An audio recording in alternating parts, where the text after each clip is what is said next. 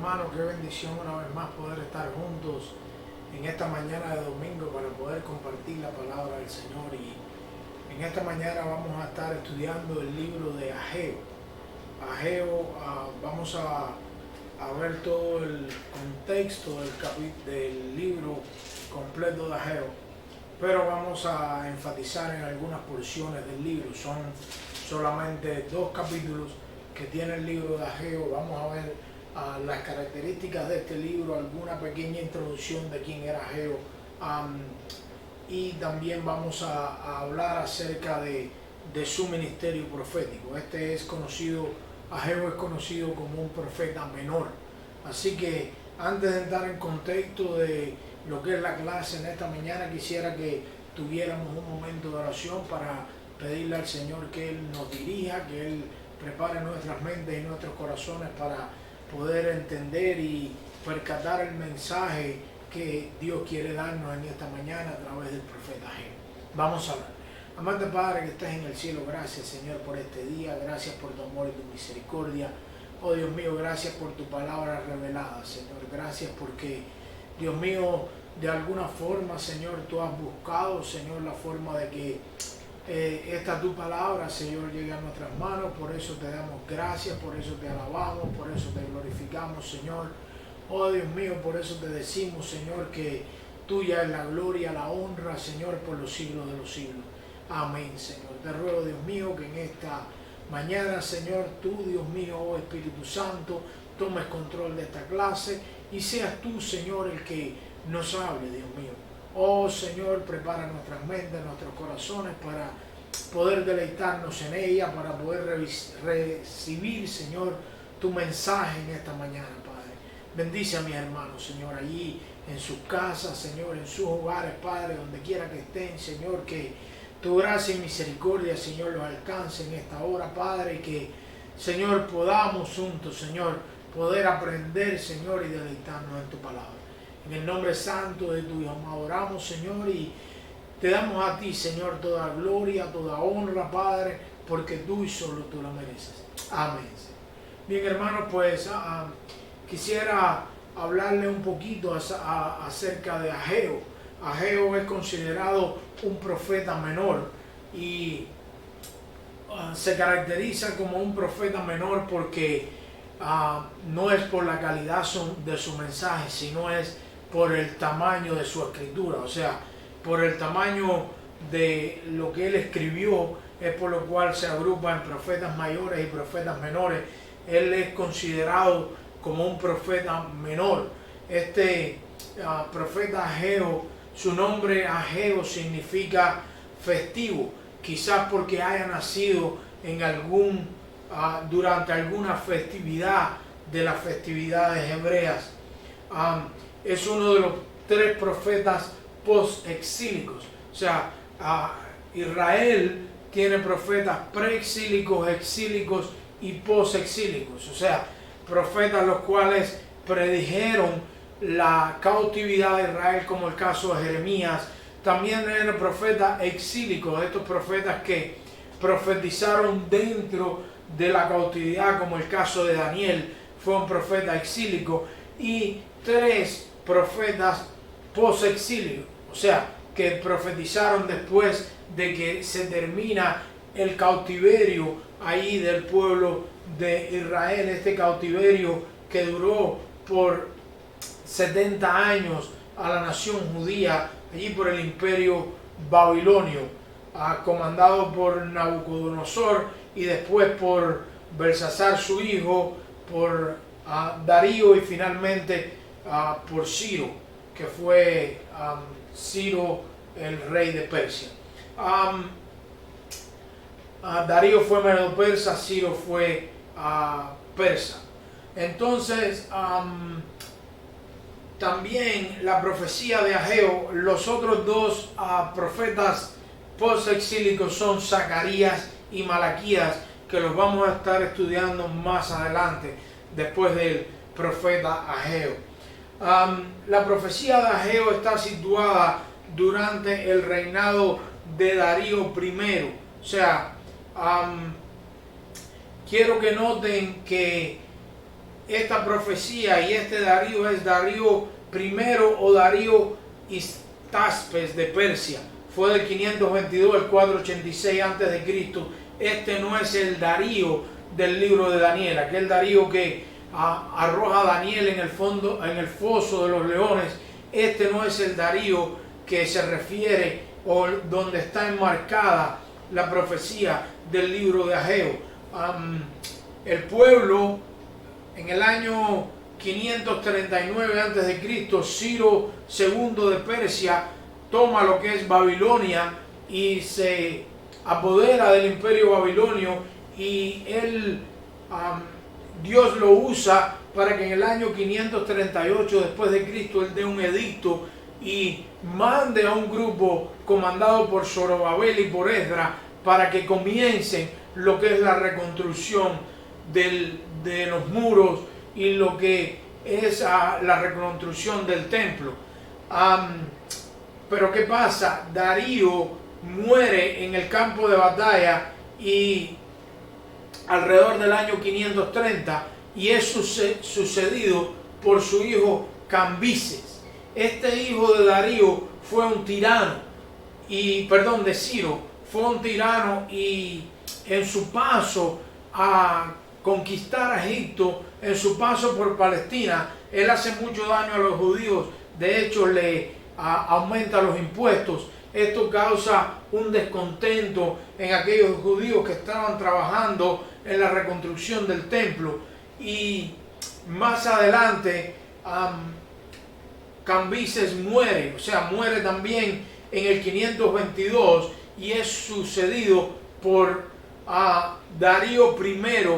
Este Darío era un alto jefe del ejército de Cambises y es conocido también como Darío Histaspes en honor a su nombre, al nombre de su padre, que era un escriba, era un sátrapa, del imperio persa. Entonces, el mensaje de Ageo es prácticamente similar a la mayoría de los profetas del Antiguo Testamento. La enmarcación de su mensaje era reprensión por el estado en que estaba la nación. Después venía una exhortación acerca de lo que ellos debían de hacer y un aliento, una esperanza del futuro que le esperaba a la nación, que a pesar de los problemas, de las vicisitudes y de la reprensión con castigo, en la mayoría de las veces, o casi en su totalidad, Dios exhorta al pueblo a que se vire, a que vire su rostro, a seguir a Dios, y hay esperanza y futuro para el pueblo. Como título de esta clase en esta mañana es El mensajero de la reedificación. Esta prácticamente es el tema, o es el título de la clase, es la reedificación de lo que sería el templo, básicamente, porque los muros se trabajaría en ellos, pero la reedificación total de los muros vendría con la segunda parte del grupo que vendría de Babilonia, que era el grupo que fue comandado por Nehemías. Entonces, vamos a ver allí, vamos a entrar en contexto en lo que es el capítulo 1, y vamos a ver el primer tópico que vamos a ver en esta mañana, y es la exhortación a reedificar. Recuérdense que el grupo de judíos entra en un descontento, entra en un desánimo, las obras se paran, hay una intromisión allí de los asirios y tratan de desalentar al pueblo. De hecho lo logran, y entonces Ageo le da una exhortación a reedificar el templo, a trabajar en la reedificación del templo. Y en esta exhortación vamos a ver cuáles son las causas por las cuales el pueblo no prospera, cuál es la razón por la cual el pueblo se ve atascado y se ve y no ve el avance en su trabajo y cómo Dios le da a ellos la solución de qué es lo que deben ellos hacer para que entonces su trabajo prospere. Y aquí está la exhortación que le da Ageo. Vamos a buscar allí en sus Biblias, en Ageo capítulo 1, verso del 7 al 11. Y dice así la palabra: así ha dicho Jehová, dice el verso 7, en el capítulo 1 de Ageo, dice: así ha dicho Jehová de los ejércitos, meditad sobre vuestros caminos, subid al monte y traed madera y reedificad la casa, y pondré en ella mi voluntad y seré glorificado, ha dicho Jehová. Buscáis mucho y halláis poco, y encerráis en casa, y yo lo disiparé en un soplo. ¿Por qué? Dice Jehová de los ejércitos: por cuanto mi casa está desierta y cada uno de vosotros corre a su propia casa. Por esto se detuvo de los cielos sobre vosotros la lluvia, y la tierra se detuvo sobre sus frutos. Y llamé la sequía sobre la tierra y sobre los montes, sobre el trigo, sobre el vino, sobre el aceite, sobre todo lo que la tierra produce, sobre los hombres y sobre las bestias, y sobre todo trabajo de las manos. Vemos aquí en estos versículos que hay un problema por el cual está pasando el pueblo de Israel. Hay un problema el cual ha llevado al pueblo a no ver el fruto de su trabajo. Y Dios, a través del profeta Ageo, le muestra al pueblo y les identifica cuál es el problema que ellos tienen, cuál es la razón por la cual ellos no están avanzando en la construcción o reedificación del templo y en el propósito y el plan de Dios para aquel momento. En esta exhortación para reedificar y en estos versos vemos que Dios le está mostrando la causa del problema y ofreciendo la solución a la situación que enfrenta el pueblo. ¿Cuál es la situación que enfrenta el pueblo? Bueno, podemos ver ahí en el verso 6, un poquito antes del 7, dice: sembráis mucho y recogéis poco, coméis y no saciáis, bebéis y no quedáis satisfechos, os vestís y no os calentáis, y el que trabaja jornal recibe jornal en saco roto. Este verso ¿no le es familiar a ustedes? ¿Cómo estamos viviendo nosotros en el día de hoy, en los días que estamos viviendo? Y yo creo que ha sido un denominador común a través de la historia que el pueblo cristiano, la humanidad en su totalidad, no ve el fruto de su trabajo. O sea, vemos cómo el pueblo dice allí que sembraba mucho y recogía poco. Y es frustrante, y yo soy de un lugar y vengo de un lugar donde era campo. Estoy familiarizado con lo que es la siembra, y qué duro y qué difícil era para un campesino, un agricultor, sembrar, dedicar tiempo a su cultivo, a su plantación, y que a la hora de recoger el fruto, él no viera el fruto, ¿verdad?, de su cosecha, y vea que su trabajo ha sido en vano. Y esto le causaba a ellos frustración, pero había una razón por la cual el pueblo no recogía, y había una razón por la cual el pueblo dice allí que trabajaba a jornal y recibía el jornal en saco roto. O sea, lo que ellos recibían lo echaban en un saco que estaba roto. ¿Y qué pasaba con este saco? Cuando ellos echaban, no veían, botaban lo que ellos cosechaban. Entonces Dios está apelando a su conciencia. ¿Para qué? Para que ellos solucionen el problema que tienen. Y hay un verso aquí que se repite, o dos versos que tienen una connotación clara acerca de cómo Dios está llamando al pueblo a recapacitar. Y está en el verso número 5. Dice el verso 5, pues así ha dicho Jehová de los ejércitos, meditad bien sobre vuestros caminos, dice Dios. Dice Dios, meditad bien sobre vuestros caminos. Pero dice en el verso 7, y vuelve a repetir una vez más, dice, así ha dicho Jehová de los ejércitos, meditad sobre vuestros caminos. O sea, Dios le está apelando a su conciencia para decirle, miren, vean y analicen en qué ustedes están dedicando sus esfuerzos, su economía, las bendiciones que yo le doy, el esfuerzo de su trabajo. Y estos versículos nos llaman a nosotros en el día de hoy a la reflexión de qué estamos haciendo nosotros con nuestras vidas. ¿Cómo estamos dedicando nosotros nuestras vidas? ¿Estamos dedicando nuestras vidas al Señor o estamos dedicando nuestras vidas a nosotros mismos? ¿Estamos cumpliendo nuestros sueños o estamos priorizando los sueños de Dios? O sea, lo que Dios quiere para nosotros. Dice el verso 9, buscáis mucho y halláis poco, y encerráis en casa y yo lo disiparé. Muchas veces nosotros nos enfocamos tanto en nosotros que no entendemos de que Dios tiene un plan y un propósito para con nuestras vidas.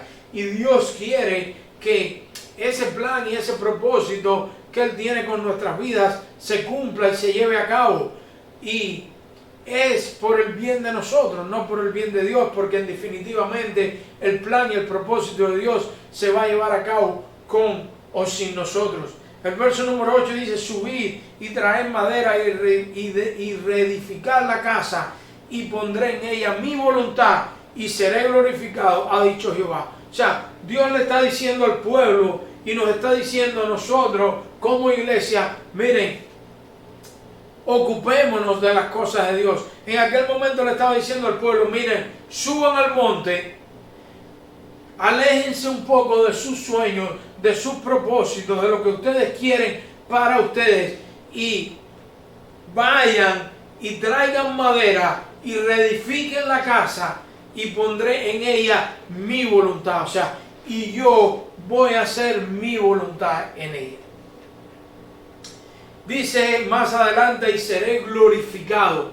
Así ha dicho Jehová. O sea, denle por sentado, denlo por sentado, denlo por hecho, que si ustedes hacen esto, yo voy a guiar todo el proceso de reconstrucción, de reedificación del templo. Y van a ver mi gloria en aquel lugar. Entonces, el pueblo una vez más ha puesto sus prioridades y anhelos personales por delante del plan de Dios. Y esto, cuando nosotros caemos en esta actitud, cuando nosotros como seres humanos, como pueblo de Dios, ponemos nuestros sueños, ponemos nuestros esfuerzos, ponemos todo lo que nosotros anhelamos delante de la obra de Dios en nuestras vidas, van a haber consecuencias. Y van a haber consecuencias que van a traer castigo, van a traer desánimo, van a traer escasez, va a traer, en muchos casos, va a hacer que nosotros entendamos por las buenas o por las malas. Porque en definitiva, como había dicho antes, el plan de Dios se va a llevar a cabo. El plan de Dios se va a cumplir. Querramos o no querramos.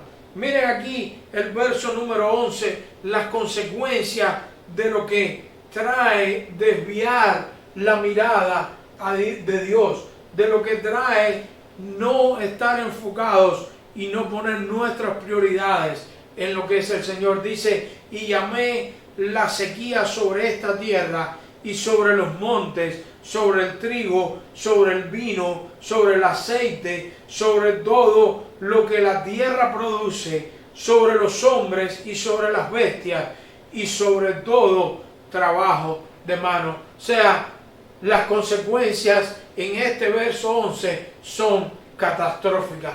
Las consecuencias son escasez, sufrimiento, miseria.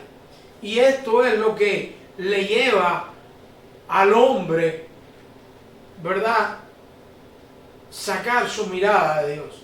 Estamos viviendo en una humanidad que, por haber sacado la mirada de Dios desde el principio de la creación, hemos vivido años y años de sequías, de guerras.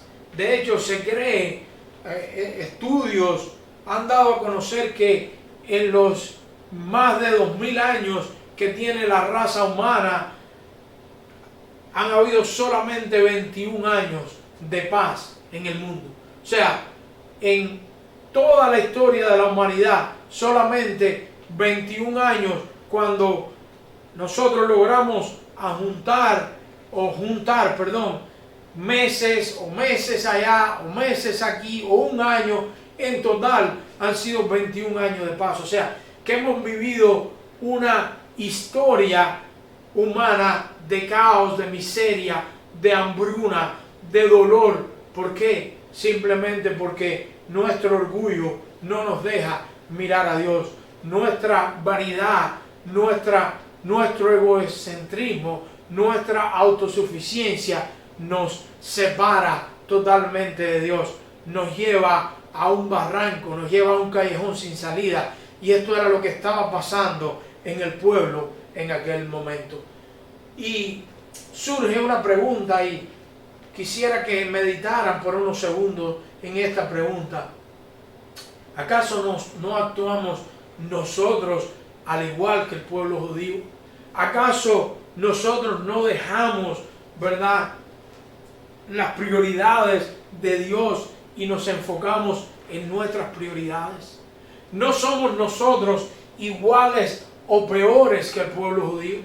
Porque nosotros muchas veces criticamos al pueblo judío. Nosotros muchas veces decimos, pero si ellos estuvieron y vieron, y cuántos milagros no vieron y anduvieron con Jesús. Hermanos, nosotros tenemos más evidencias que lo que tuvieron ellos. Nosotros tenemos la palabra revelada de Dios, los misterios revelados en este libro. Este pueblo de Dios no pudo descifrar, ¿verdad? Por eso es que dice la palabra que ellos veían por espejo oscuramente. Ellos nunca pudieron descifrar lo que era la persona de nuestro Señor y Salvador Jesucristo. O sea que nosotros somos más delincuentes que ellos. Nosotros, sabiendo y teniendo las pautas y las doctrinas y todas las enseñanzas recogidas en este precioso libro, nosotros, dice la palabra, dijo allí Pablo en Romanos, gracias y gloria a Dios por Jesucristo. Dice, ¿qué sería de mí, de este cuerpo de muerte? ¿Qué sería de mí? Gracias a Dios y gloria a Dios por Jesucristo, porque nosotros somos iguales o peores que el pueblo judío. Ahora Ageo más adelante le exhorta, después de exhortar al pueblo a reedificar, Ageo da un mensaje y le dice al pueblo, bueno, ya es hora de poner manos a la obra. Y este es el segundo punto que vamos a tocar en esta mañana. Y está allí en el verso 12 del capítulo 1 y dice, y oyó Zorobabel, hijo de Salatiel, y Josué, hijo de Josadac, sumo sacerdote, y todo el resto del pueblo, la voz de Jehová, su Dios, y las palabras del profeta Ageo. O sea, Dios estaba hablando a través del profeta Ageo, como le había enviado Jehová su Dios, y temió el pueblo delante de Jehová. Entonces Ageo, enviado de Jehová, habló por mandato de Jehová al pueblo, diciendo, yo estoy con vosotros, dice Jehová. Una palabra de aliento le está dando aquí y diciéndole en este verso 13 le está diciendo a Jehová al pueblo: adelante, que Dios está con vosotros. Y dice el verso 14: y despertó Jehová el espíritu de Zorobabel, hijo de Salatiel, gobernador de Judá, y el espíritu de Josué, hijo de Josadac, sumo sacerdote, y el espíritu de todo el resto del pueblo, y vinieron y trabajaron en la casa de Jehová de los ejércitos, su Dios. Y el día 24 del mes sexto, en el segundo año del rey Darío. Oír la voz de Dios produjo un temor del pueblo delante de Jehová. Dice el verso número 13: entonces Ageo, enviado de Jehová, habló por mandato de Dios al pueblo, diciendo: yo estoy con vosotros, dice Jehová. Pero dice en el verso 12, el verso anterior, dice que las palabras, dice, y las palabras del profeta Ageo, como lo había enviado Jehová su Dios, temió, dice, y temió el pueblo delante de Jehová. Y el oír la voz de Dios, el oír la palabra de Dios a través del profeta Ageo, hizo que el pueblo temiera. Y aquí no voy a entrar en detalles, porque yo sé que aquí hay dos corrientes. Una corriente que argumenta de que este temor es respeto. Hay otra interpretación, quizás no corriente, perdónenme esta definición, sino una interpretación o una percepción del temor de Jehová. Hay otra percepción de que es un temor de miedo, de temor de un pavor, o sea, usted lo interprete como usted quiera. Lo que quiero dejarle saber es que hubo un efecto al pueblo oír la palabra de Dios. Dice que causó temor en el pueblo, y el pueblo se empezó a volver a Dios. O sea, el pueblo escuchó a Dios. Hermanos, es importante que nosotros como iglesia sepamos escuchar la voz de Dios a través de su palabra. Es importante, es imprescindible, porque esto va a crear en nosotros un temor de Dios, un temor reverente al Dios soberano del universo, un temor reverente al Dios de esta humanidad y el Dios de la eternidad. O sea, dice que el pueblo tuvo temor delante de Jehová. Pero miren lo lindo y cómo repercutió este temor, ¿verdad?, que el pueblo tuvo. Como consecuencia, Dios en su infinito amor y gracia los provee una vez más de su compañía y guía. O sea, Dios, cuando el pueblo pecaba, Dios mandaba castigo sobre el pueblo. Pasó innumerables ocasiones, pasó en el tiempo de los jueces, pasó en el periodo en el desierto. La vida del pueblo de Israel se condujo en un altibajo. O sea, el pueblo pecaba, Dios lo castigaba, el pueblo se reconciliaba con Dios, y hubo un periodo en el cual Dios lo tiene cautivo en Babilonia por 70 años. Y aquí Dios le hace ver que por su amor y gracia le provee una vez más su compañía y su guía. Pero aún más que eso, despertó el espíritu en los líderes y en todo el pueblo. Dice que este ánimo de poner manos a la obra es creado y es despertado por la gracia y misericordia de Dios. Dice el verso 14: y despertó Jehová el espíritu de Zorobabel, hijo de Salatiel, gobernador de Judá, y el espíritu de Josué, hijo de Josadac, sumo sacerdote, y el espíritu de todo el resto del pueblo, y vinieron y trabajaron en la casa de Jehová de los ejércitos, su Dios. O sea, como el prestar atención y oído a la palabra de Dios hace que hayan buenas consecuencias ¿verdad? Y Dios en este momento, por su gracia y misericordia, no porque el pueblo lo mereciera, ni mucho menos, Dios decide, ¿verdad?, a guiarlos, a hacerle compañía, a avivar sus espíritus, darle ánimo, exhortarlos, hacer que ellos pusieran manos a la obra. Nunca este pueblo iba a poder poner manos a la obra si Dios no avivaba el espíritu dentro de ellos. Entonces comenzaron el trabajo en la construcción del templo y hubo cambio de prioridades. Ya sus prioridades no eran sus casas, sus prioridades no eran sus sueños, su visión, sino que sus prioridades eran lo que Dios quería de ellos, y era la restauración total del templo, porque si el templo no era restaurado, la gloria de Jehová no iba a descender a aquel lugar santísimo. Y como último punto en esta mañana vamos a tocar la gloria del nuevo templo, y este punto es un punto bien interesante. Vamos a ver algo fascinante en este punto. La gloria del nuevo templo. Vamos a ir ahí al capítulo 2, versos del 1 al 9.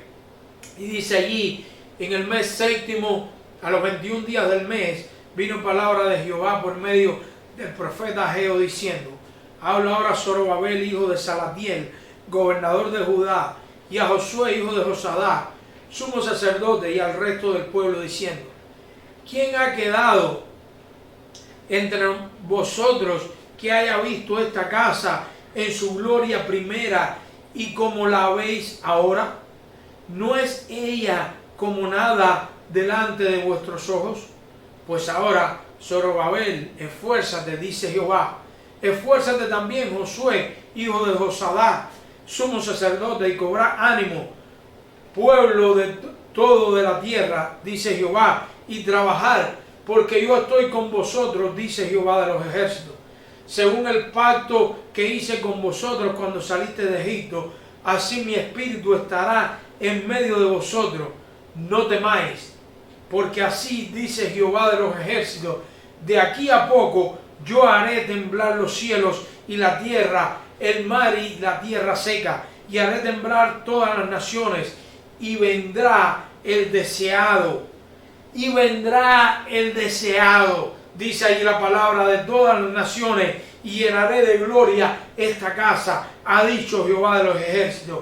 Mía es la plata, mío es el oro, dice Jehová de los ejércitos.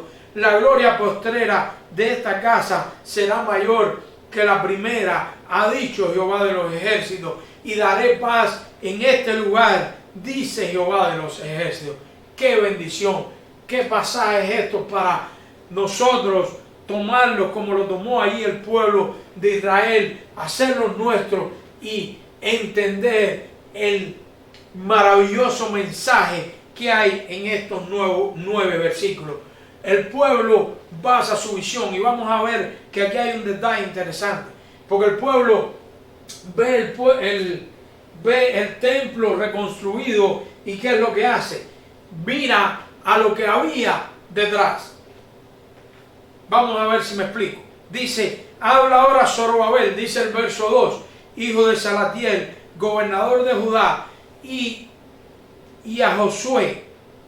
O sea, Dios le está diciendo, en el verso 1 le está diciendo a Ageo, dice: vino palabra de Jehová por medio del profeta Ageo, diciendo: habla Zorobabel, hijo de Salatiel, gobernador de Judá, y a Josué, hijo de Josadá, sumo sacerdote, y al resto del pueblo, diciendo: ¿quién ha quedado entre vosotros que haya visto esta casa en su gloria primera y como la veis ahora? ¿No es ella como nada delante de vuestros ojos? O sea, el pueblo estaba poniendo su atención y comparando este templo que habían reconstruido con lo que había sido el flamante templo de Salomón, que habían destruido los babilonios allí cuando fueron y sitiaron a Jerusalén y derribaron todo el templo de Salomón. Pero Dios lo que quiere es que el pueblo ponga su mirada en la gloria futura de este nuevo templo. ¿Cuál sería la gloria futura del nuevo templo? Y quizás pensemos que la gloria futura de este nuevo templo tendría que ver con lo que sería más adelante aquel flamante templo que construyó el rey Herodes, el cual el general Tito en el año 70 lo destruyó y no dejó de él piedra sobre piedra. No, hay algo más profundo dentro de la gloria de este nuevo templo, y está allí en el verso número 5 en adelante. Dice: según el pacto que hice cuando saliste de Egipto, así mi espíritu estará en medio de vosotros, no temáis, porque así dice Jehová de los ejércitos: de aquí a poco yo haré temblar a los cielos y a la tierra, el mar y tierra seca, y haré temblar a todas las naciones, y vendrá el deseado de todas las naciones.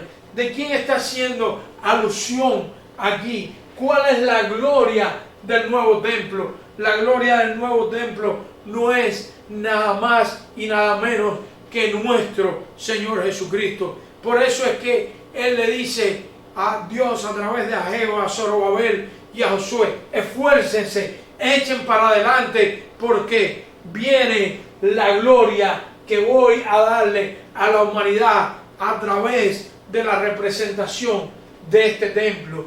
Porque yo levantaré un templo más glorioso, yo levantaré un templo, un sumo sacerdote más glorioso, que es la persona de Jesucristo. Vamos a ir ahí a Juan, capítulo 2, verso 19 al 21, y dice: respondió Jesús y les dijo: destruid este templo y en 3 días lo levantaré. Dijeron luego los judíos: en 46 años fue edificado este templo, y tú en 3 días lo levantarás. Mas él hablaba del templo de su cuerpo. Él hablaba de la perfección en toda su magnitud. Él hablaba de aquel cuerpo que se levantaría de la tumba y nos daría esperanza y vida eterna. Él hablaba de aquel cuerpo que se levantaría al 3er día y daría victoria sobre la muerte. Él hablaba del evento más glorioso que ha habido en la historia de la humanidad, que es la resurrección de Jesucristo. Porque como dijo Pablo, si Cristo no resucitó, vana es nuestra fe. Somos los más dignos de conmiseración que jamás haya habido. O sea, somos el hazmerreír del mundo, pero nuestro Señor resucitó. La gloria del nuevo templo es el deseado de las naciones. Dice: y llenaré de gloria esta casa, ha dicho Jehová de los ejércitos, porque mía es la plata, mío es el oro, dice Jehová. La gloria postrera de esta casa será mayor que la primera, ha dicho Jehová de los ejércitos, y daré paz en este lugar, dice Jehová de los ejércitos. La única forma en la cual Dios dará paz en esta humanidad, a esta tierra, a la nación de Israel, será a través de la persona del glorioso Señor Jesucristo. No hay otra forma. No la busquemos. No es la igualdad de clases. No es nada de lo que este mundo ofrece.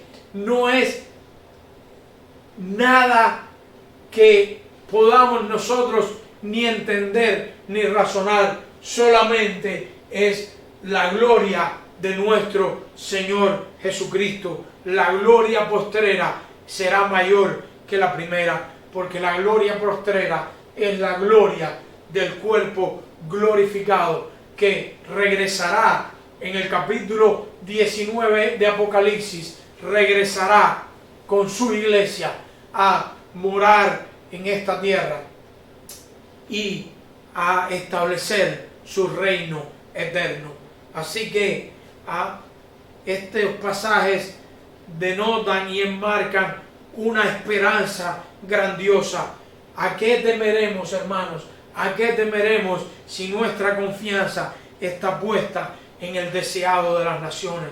Si nuestra confianza está puesta en el dueño del oro y de la plata. Si nuestra esperanza está puesta en aquel que da y quita, que pone reyes y quita reyes. No nos atormentemos en quién va a estar de presidente en estos 4 años.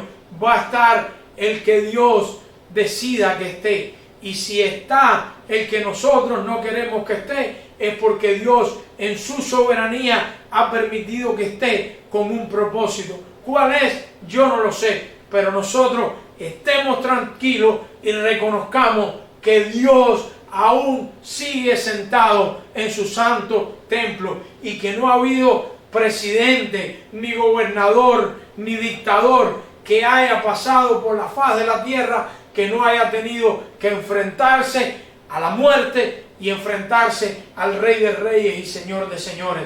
Así que dice la palabra, y esta revelación del profeta, de Dios a través del profeta Ageo: no tengas temor, porque yo soy el que haré temblar la tierra, las naciones, y vendrá el deseado, que es nuestro Señor Jesucristo. Si tú me estás mirando en esta mañana y no tienes a Cristo en tu corazón, te ruego, te suplico, por el amor de Dios, necesitas encontrarte con Cristo. Es la única solución para tu vida.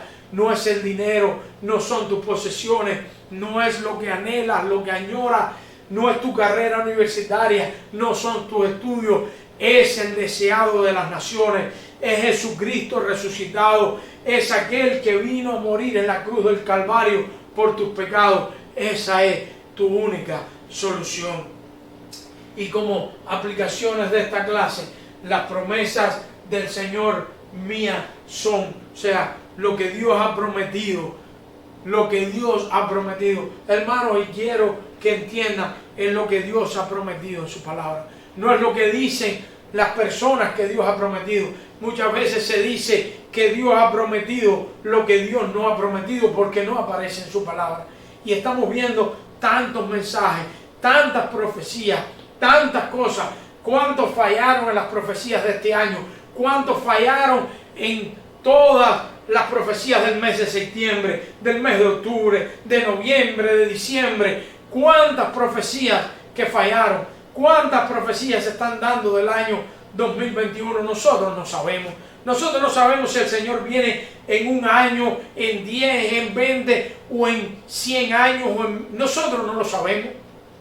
Han habido momentos críticos de la historia y Dios continúa con su plan. Hermanos, simplemente actuemos como Dios le dijo a Daniel ahí en el capítulo 12. Persevera, sigue en lo que estás haciendo, persevera en la doctrina, porque un día vas a morir y hay una corona la cual vas a heredar.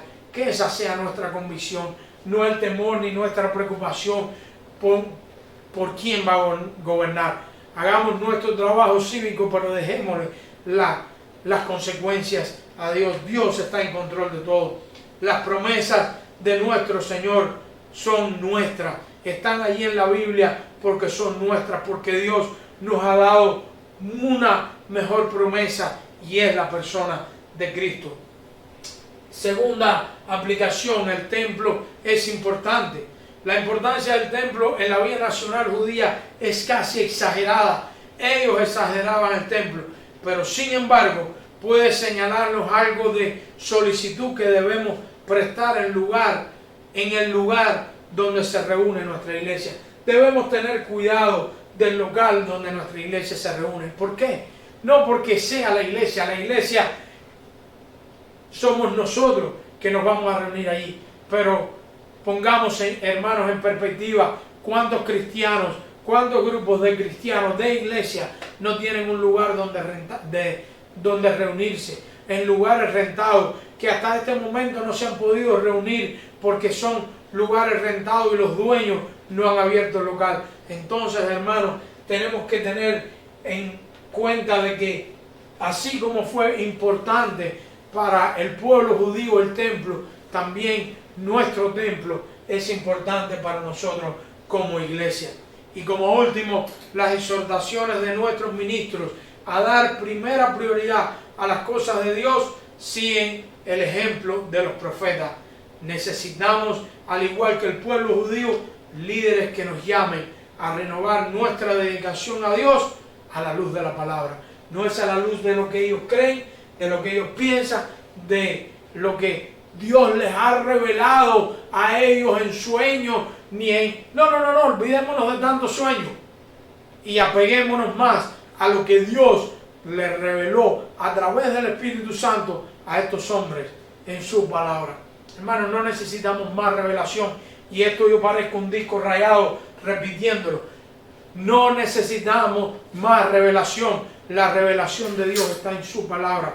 Lo que necesitamos es iluminación para poder entender el mensaje, los secretos que hay escondidos en este libro.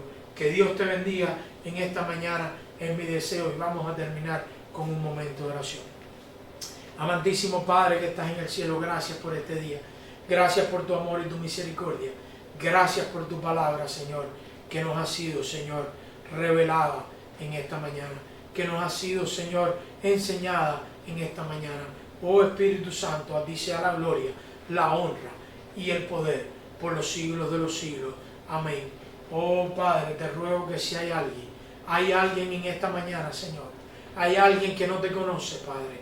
Oh Espíritu Santo, convéncelo de pecado, justicia y juicio. Sabemos que nadie podrá llegar delante de tu presencia, Señor. Nadie podrá aceptar el regalo de la salvación si tú, Espíritu Santo, no intervienes y lo convences de pecado, de justicia y de juicio. Oh Dios mío, te lo suplico, en el nombre santo de tu Hijo amado. Amén. Gloria a tu nombre. Que el Señor les bendiga, hermano, en mi deseo.